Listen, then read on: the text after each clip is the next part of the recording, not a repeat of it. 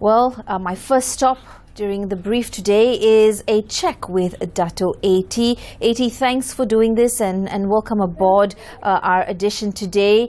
You say that you are hoping to see a structuring and realignment with the 6 I's. Let me just go through what these 6 I's are. Institutional reforms and restructuring or realignment, incentives such as subsidies and also pertaining to food security. Then there's investments in terms of domestic and FDI. Also infrastructure, infostructure and integrity. How do we know that this is the exact breakdown of what really needs to be done, taking into account a holistic view of all aspects? AT. Hi, Jessy. Thanks for having me on board.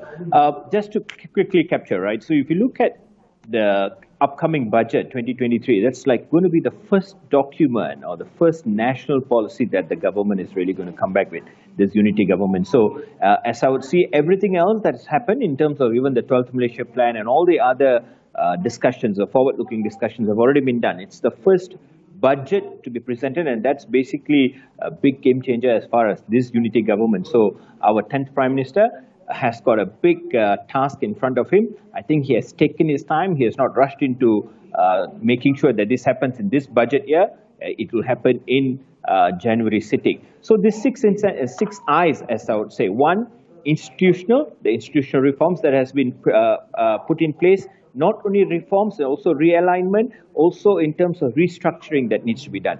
Second, we look at investments, both from a domestic viewpoint, the domestic direct investments, and also the foreign direct investments. We have done $123 billion for the first half of this year. What's our target for 2023? Third, looking at incentives. Now, the incentives can be both in terms of things like targeted subsidy, things like food security. Fourth, we look at infrastructure. Now, infrastructure is not only the hard infrastructure, looking at the highways and transportation, mass transportation, and the kind of work that the YB Anthony Lok has done, but also looking at digital infrastructure. And the digital infrastructure, especially the 5G network, and what YB Fahmi Fadil wants to do is very, very important. Fourth, in terms of infrastructure, again, coming back to what YB Fahmi Fadil needs to do, is also to look at keeping the narrative straight, looking at what the government needs to do in terms of making sure there is no fake news, to making sure that the government's initiatives and narrative is very, very concise, clear, and centralized. And sixth, underpinning everything else would be the integrity. That's the 6th I, which means getting the governance structure right. If we can do that right in this budget 2023, it will set 2023 starting points very, very well for us as a nation, and also to reinforce and fortify the promises that has been made in the multiple manifestos. Right, I want to talk about getting started on the right foot, and I just want to bring your attention to something written by Professor Jeffrey Williams of MUST, that is Malaysia's University of Science and Technology, AT. He says the first economic priority for the new government is to present a budget within a very tight timeline. Fortunately, Budget 2023 can be scrapped along with the excessive and other inflationary pre-election spending hikes, and then the failed vote-winning handouts, so on and so forth. But he continues to say such populist measures must be abandoned in favour, as you've mentioned as well, a clear, credible budget focused on sustainable growth and price stability that avoids creating inflation and higher interest rates that would follow. Now, what exactly does he mean by all of this? Help us break this down, AT. All right. So, I mean, in layman's terms, he's saying, look, tighten your purse to make sure we're not spending more than what you're earning. But even if you look at the fiscal deficit that we're actually speaking about for a long, long time, we were very, very disciplined in our fiscal deficit approach. And a lot of the rating agencies, international agencies, have given us very, very good marks to it.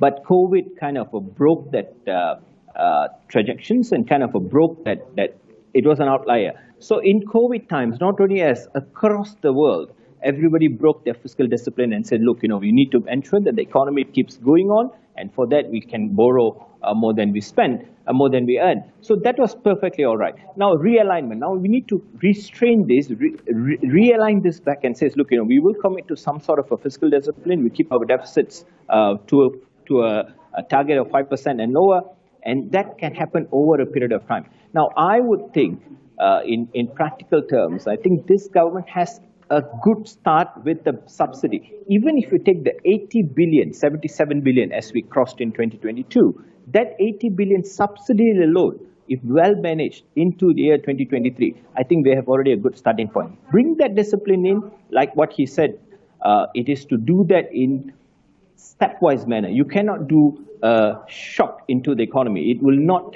happen, especially with inflationary pressure still around. We are poised for another interest rate hike anytime soon. Tan Sri Samsha has actually come out to say, look, we're still looking at another interest rate hike. So, which means inflation needs to be reined in, but we are more or less past the worst, and we're probably looking to better times. Don't forget, in 2023, we cannot be too tight because 2023 is going to be a very tough year. AT, thank you for weighing in and shedding light on perhaps what 2023 will be. We'll be checking in with you again. It's time for a quick breather right now. When I come back, I speak to UZAIDI UDANIS from MITA on the role of tourism in building unity. This comes on right after the break, right here on The Brief, Bernama TV.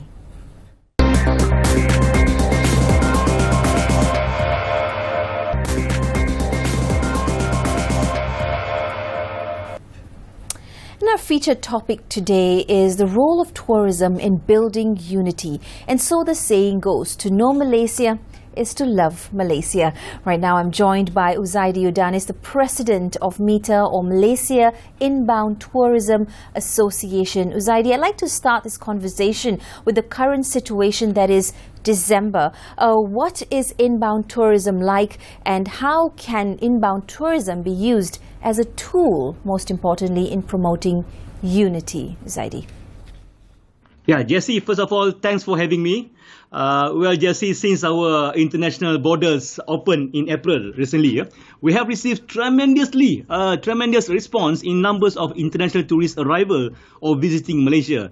If you look into the statistics, up to September, we have received 5.5 million international tourists in arrival in Malaysia. Compared to compared to last year, it's only 20,000 of tourists. This is about 7,479% of increment.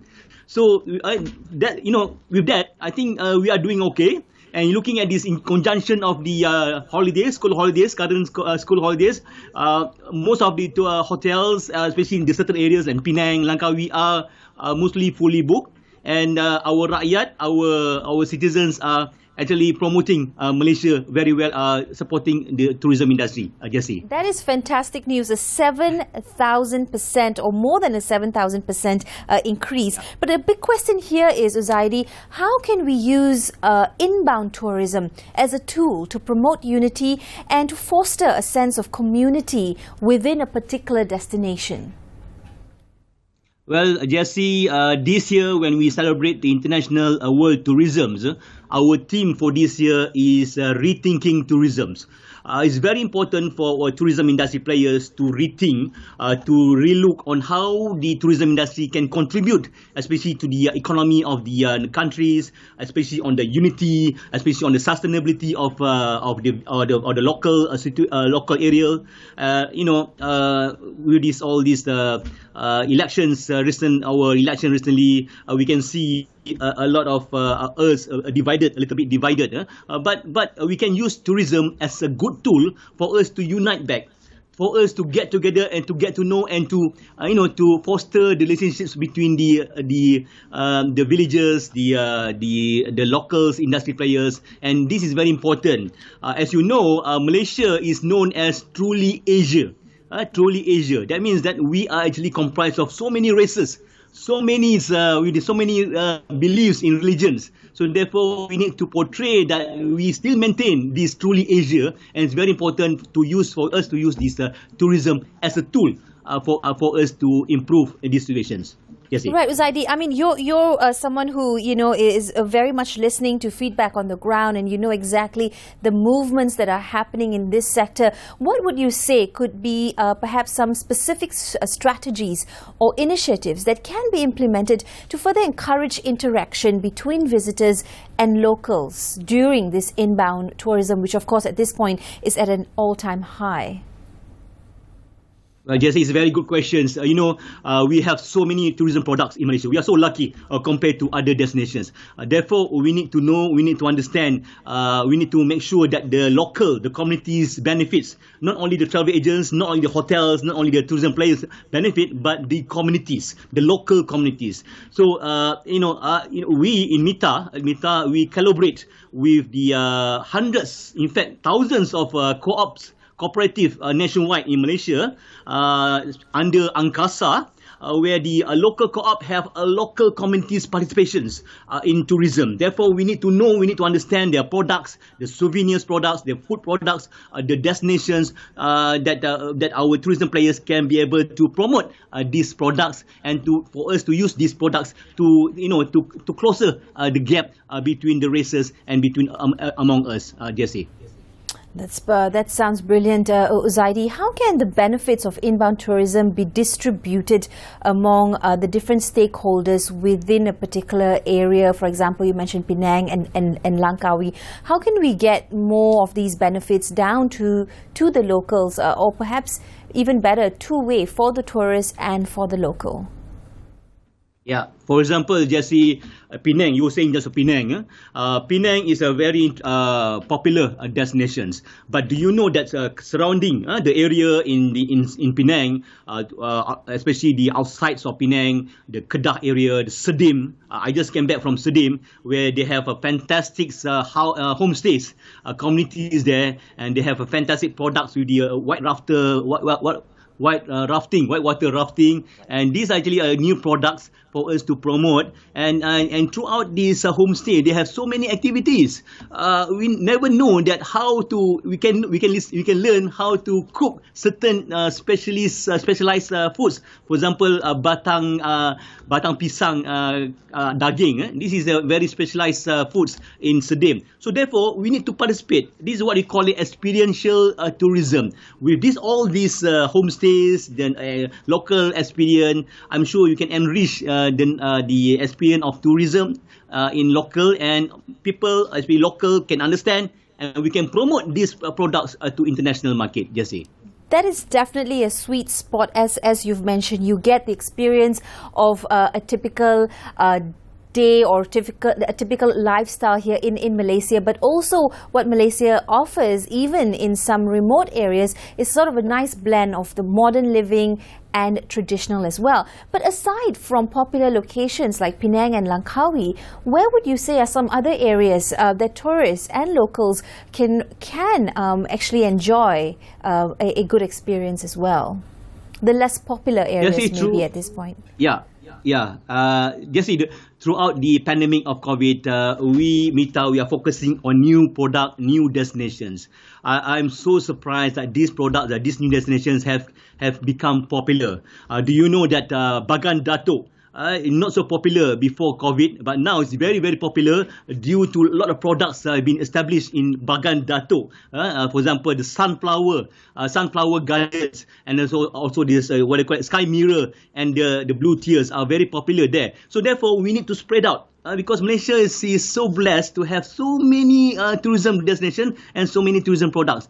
We need to make sure that this village, or we call it rural tourism, are being promoted well, and the tourism players are willing to work with the local communities to make sure that the village or the local village benefit from this tourism industry's initiative. Jessy. UZAIDI, it's been exciting speaking to you, not just to learn about some of these locations, but to know that there's such an influx of tourists, good interest in the experiences our country can offer, which benefits not just the tourists but us locals as well. Keep doing a fantastic job, UZAIDI. We'll be checking in with you from time to time. That wraps up this edition of The Brief. Bulletin Bernama comes on at 1 p.m.